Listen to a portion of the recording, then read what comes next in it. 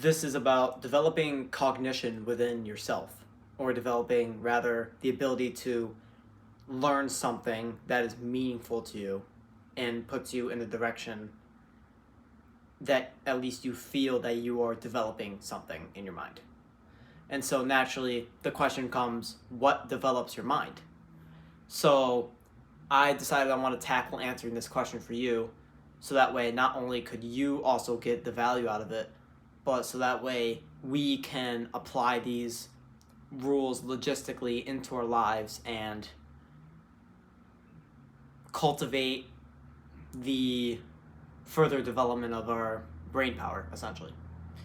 So, to start off with, I want to pose a different question, which is, are you developing towards the meaningful or the expedient?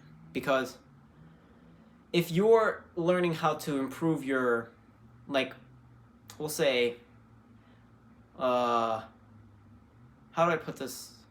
We'll say short-term memory.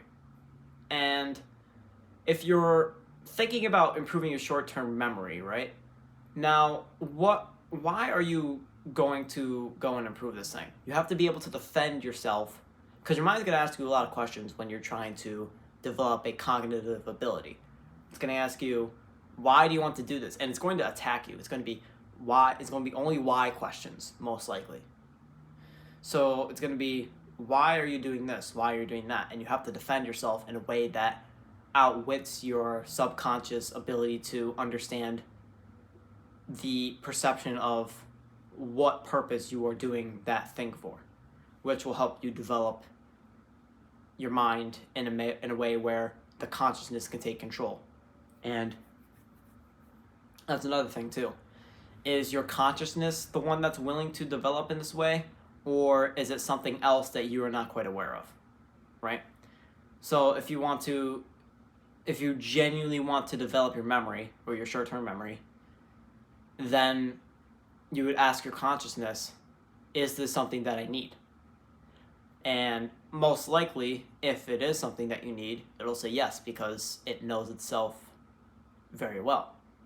So then you would go about practicing increasing your short-term memory. And whatever that may be, in the form of focus, less distraction, or in the form of literally just remembering things, because they are different, that will develop your mind in the way where it is meaningful and not expedient, right? So that is one point that develops the mind, at least in my opinion. And then cut back. So the second point that I would say develops the mind is awareness of your problems. And this is for the fact that in order for you to develop something, you need to recognize that there is a problem or a lack of that thing, right? If your consciousness does not provide you the information that your short-term memory is lacking and is not up to good quality where you could have a good life with it, in your terms, then that is how you can develop your mind.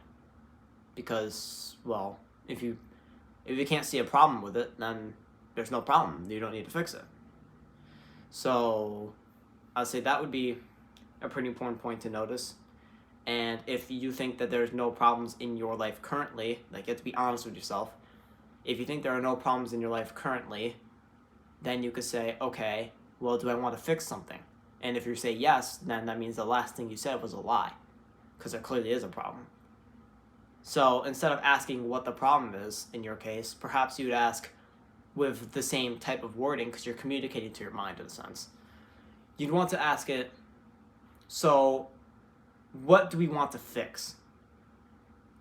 And you sit there, you let your mind ruminate, answer the question. Then you go, okay, so this is what our problem is. Because then you can identify it with the fact that it is a problem. And once you identify that it is a problem and become aware of it, then you can build yourself towards that solution. Just makes sense.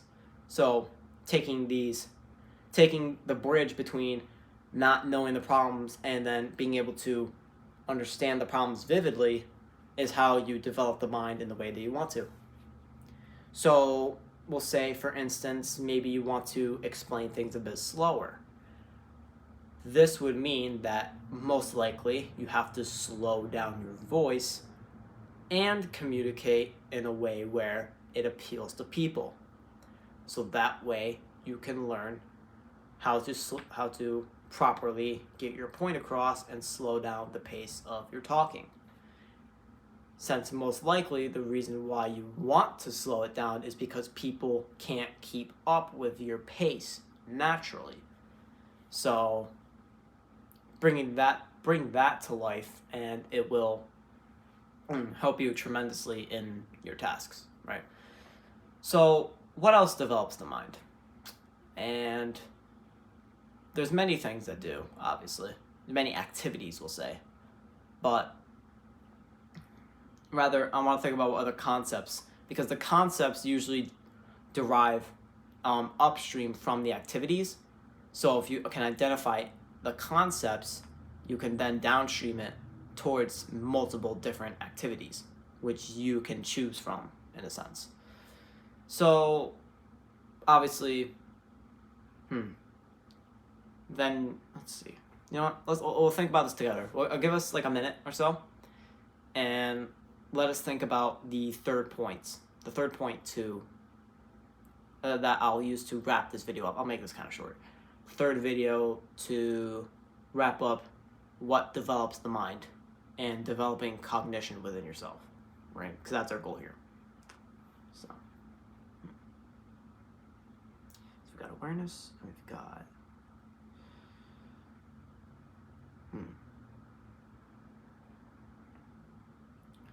the awareness of a problem, and now we've got solving of the right problems, the meaningful problems. Okay. So then what else develops the mind?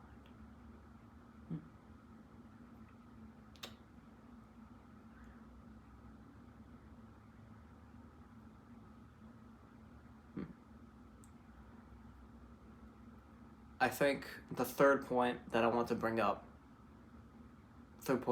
actually, let me hold off on that.